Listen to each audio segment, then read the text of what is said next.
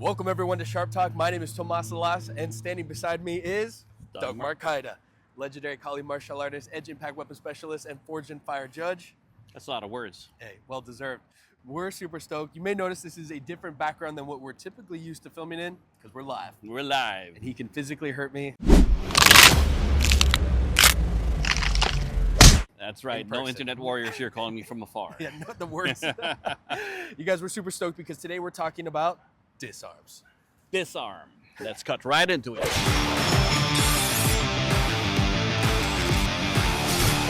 A lot of you guys have been commenting and asking to do some tutorials on disarms. What are they? Are they even practical for blades? Doug, I'm gonna pass it to you. Why do we even consider a disarm, and what does the term mean for defending the snake?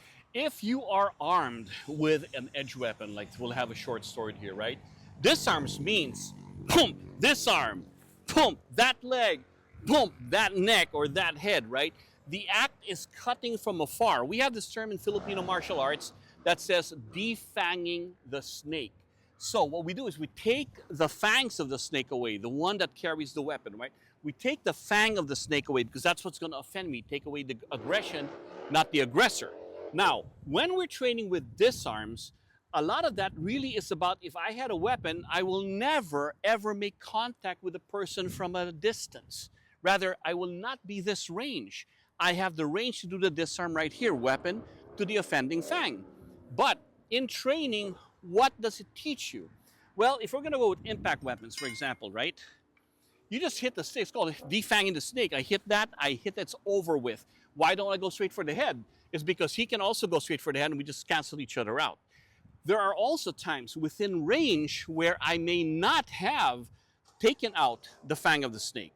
But I also have to learn, sometimes I don't have a weapon to attack him from distance or from range. Sometimes I have to be close range, or sometimes even worse, I don't have a tool. So disarm training teaches you how the hands move. That's all it is. For example, if with training, I know that I can just hit him. That's basically what works. But now to develop other skills, I now have to learn to lock him up, strike and hit, lock him up, and then remove. And I learn to capture the weapon, disarm him, by doing that all with a tool in my hand. If he goes in here, I'm hitting here. I'm learning to do this, all the same idea. Now I've already done this. What if I move it this way and use the tool in the hand? Or if I were to strike with a tool in the hand and use whatever fancy moves I want, it's all about leverage. Because in disarming, I understand how the fingers work, the wrist work, the elbow and shoulder work. Doug, I'm a visual learner. What do you mean by how it works? Yes, for example, a simple, in empty hand arts, they teach you the wrist lock. They teach you different ways that the wrist won't go, how you can bend it, putting the pressure in there, how I can use the elbow, how it becomes a shoulder issue, or how I can use leverage to throw. These are all empty hand motions of using lock flow that we do in Filipino martial arts, right? So by understanding all this, but it can be taught empty hands. What if I'm able to do everything with a stick in my hand? The reason why that's important, because the stick becomes a metaphor for your arm, their arm. Understanding the joints is where I'm going to get the weapon release. What do we mean by that?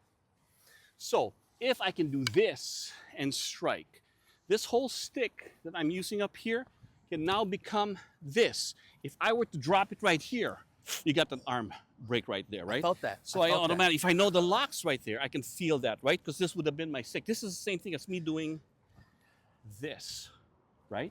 The same idea is that now, all of a sudden, if I did this earlier, if I have a sacrifice fly, I can do this empty-handed. And now I'm getting the locks in here because I know the elbow doesn't work that way. I have third-hand principles from disarming.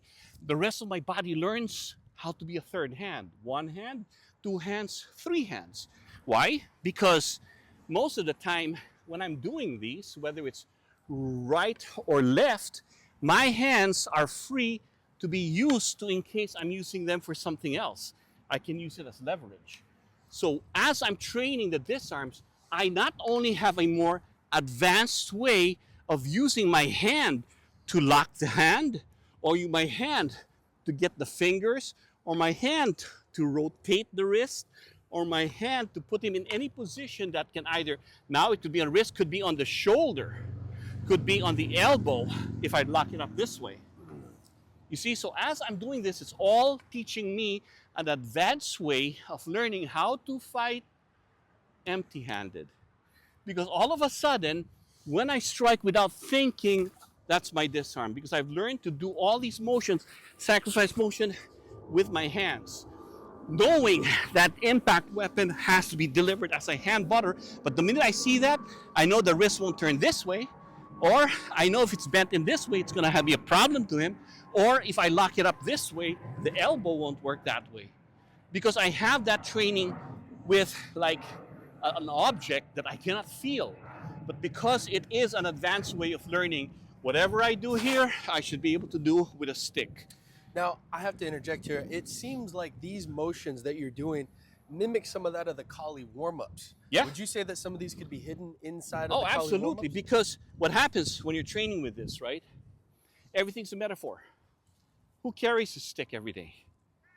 So you have to look at stick-like objects everywhere. And if I don't have this weapon, I'll use my physical weapon. This is my arm. That's my weapon here, that's my weapon there. When you start to see my warm-ups here to get my arm stretch, you see this is a warm-up to get the stretch. But if it's done on him, it's not a stretch, it's a lock, right?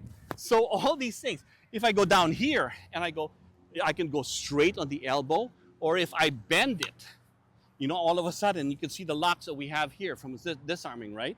But if I had an empty hand, it's no different than pulverizing here and getting to straight elbow, or if I wanted to do a bent arm lock. Much easier because I have my hands, trap the leg, hit here. But if I had the stick, which I just did, the training is to keep you cleaner in your techniques. They say, practice makes perfect. Perfect practice makes perfect. What do? Put a longer weapon in there because it'll correct your form. So all of a sudden, the very same technique that I'm doing here, I have to learn to do it with a stick in my hand. That's a lot more work. But look at the end result here, right? When I grab his stick or whatever, look at the end result when I put the pressure in there, right? Bam, right? I'm so used to being able to let go of the weapon because I am the weapon. You feel it. Sometimes I don't have this, but in my clothes, I can just feel it right now. I can feel it the way I'm moving. I automatically know, you know, bam, oh, I can feel it right in here, right? And I take the rest. I can put the pressure on the elbow there. You can feel that, right? Oh, yeah. So it's all a tactile feel. It's all a tactile feel of my body because I've done so many with something in my hand. Now with nothing in my hand, it's easy. That's why working with a tool in your hand, doing something is an advanced way of teaching you how to actually do stuff, especially because we do it with something in our hands. Well, you gave me something to put back in my hands and more knowledge in my mind. That is for sure. The main thing, just hit, pank, done, right? So what's this other stuff? This is the fun stuff. This is the stuff that the art will tell you to be creative. The art is showing the art form in seeing, can I do it this way? Can I do it that way? Can I do it this way? Grab in there, right? So one of the games is, we only have one weapon. Exactly, right? That's a weapon. And what happens if you don't understand the game here is give and take. I give him the stick, he takes it away from me. That's it. He gives it to me, I learn how to use it myself. Now I give it to him. He learns to do it whichever way he feeds, so it's a give and take. So I'm gonna get pack, return to sender, I feed here. Bam!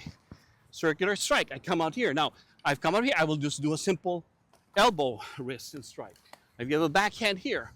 And circular, I'll strike, maybe I've got the elbow here earlier, I'll go using my body for that.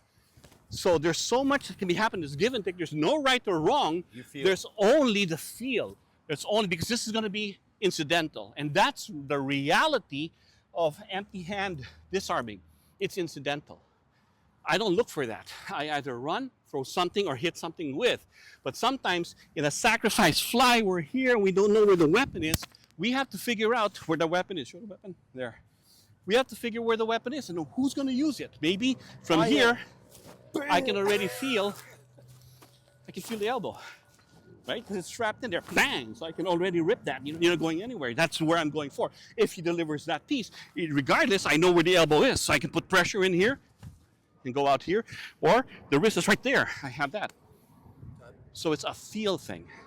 So the main thing is, as you're seeing this, as you're going through, you see tons of particular Filipino martial art drills here where they're going. A lot of this is really teaching you that the disarm happens in the hip, in the hip, in the hip. So we're always constantly attacking different targets. I'll use this so that you can see a little bit more visual, right? So he strikes in there, I'm cutting the arm. I feed, his turn to learn how to do that. I cut the arm, I feed, I cut the arm. He feeds, I cut the arm. I feed, I cut the arm. He feeds, I cut the arm, right? So there's your disarm. Now we continue on with the extra hand. I cut and parry. I feed. I cut and strike. I feed. I cut and strike. I wipe and cut. I feed. So as you can see now that I have two hands involved, I can do so much more because as I'm doing this cut and feed exercise, go for the feed, I'm feeding to cut. Now all of a sudden I don't have a weapon. It just flows right into it. Wow. Speaking about flowing into it, make sure to follow and subscribe and check out other Sharp Talk episodes because this is just the start. We have a ton of content coming at you, so stay tuned. Stay tuned. Doug, thank you. Pleasure.